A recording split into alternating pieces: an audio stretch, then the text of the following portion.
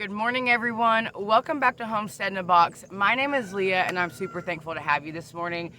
Today's video is going to be a little bit different. We're not talking about gardening. We're not talking about anything like that. We're talking about the one thing that hardly anybody ever talks about on social media, and that is death on your farm, your homestead, your backyard, or whatever it is that you homestead in. Okay, that's the death. It's really not that easy. You know, people think like, oh, you chose to live this lifestyle, so you should know what comes with it. And I do know what comes with it, but it doesn't make it any easier. Today, Tina and Tammy leave Homestead in a Box. Their lives started here for the most part. I mean, they were a couple, like a month and a half old before I got them, 2 months old.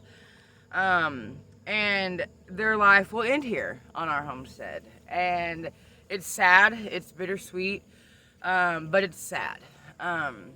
People have asked me multiple times, how do you raise your own animals? Like, how do you do it? And my answer is like, I would rather know where my meat is coming from. I would rather have that relationship with my food and know what I fed them, know how they're treated, know where they come from. And I would rather have that relationship than no relationship at all. And with that comes sacrifices, and it comes emotions and hurt and all of that. You know, for 2 days now, I have been trying to wrap my head around the fact that my girls are leaving, you know.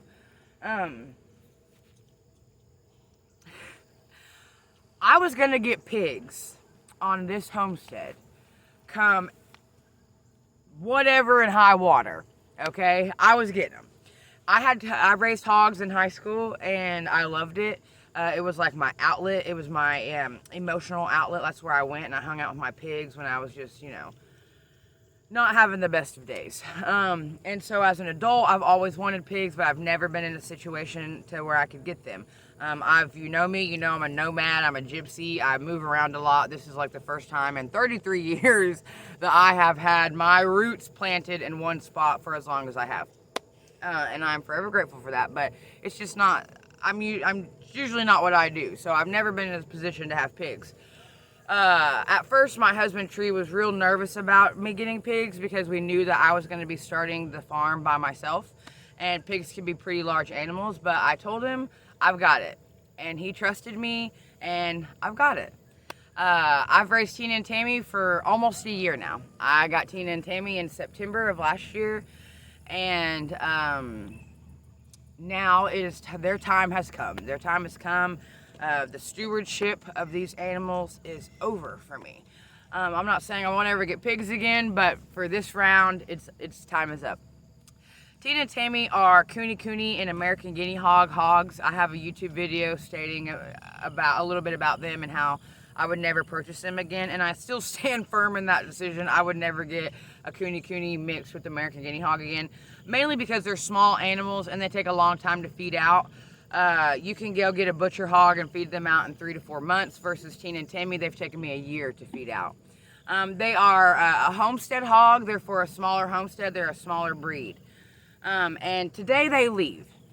They leave our farm, and I'm really sad about it. However, at the same time, I chose this lifestyle. I chose to take control over my meat source. I chose to raise these girls knowing that I'm going to put them in our freezer. But it doesn't make the decisions any easier. You know, keep that in mind for somebody that might be wanting to start a homestead, or that has started a homestead, that harvesting your animals is never easy, whether it's chickens, pigs, turkeys, you know, rabbits, all of it. None of it's easy. It's just it's necessary. You have to sometimes put your emotions in the back and do what you have to do. And that's what I'm doing today. Today is going to be a really hard day for me. It's going to be, I mean, really, really hard day for me. Like I said, I started this homestead with Tina and Tammy, and it's definitely not going to be easy today. It's really not. But like I've mentioned, it is it's necessary.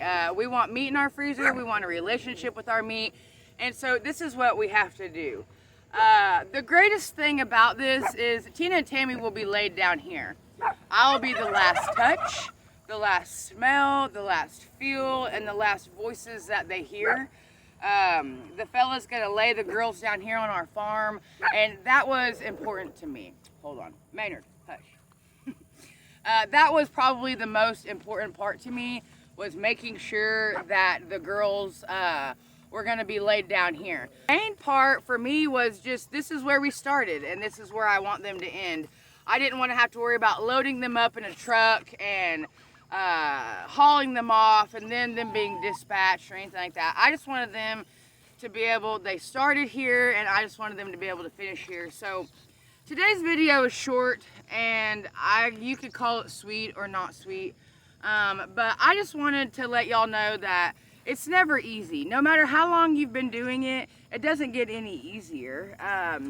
You can harvest chickens 20 times a year, but at the same time, you've still devoted your time and your attention to those chickens, and it doesn't make it easier when it comes time to harvest them by any means. But I just wanted to shine a little bit of light on it and mainly give my girls one last spotlight before they leave. I'm always sending y'all good vibes, and I'm sending you good vibes today, but if you've got any extra good vibes to send them my way, I'd really appreciate it, because I'm gonna need them today.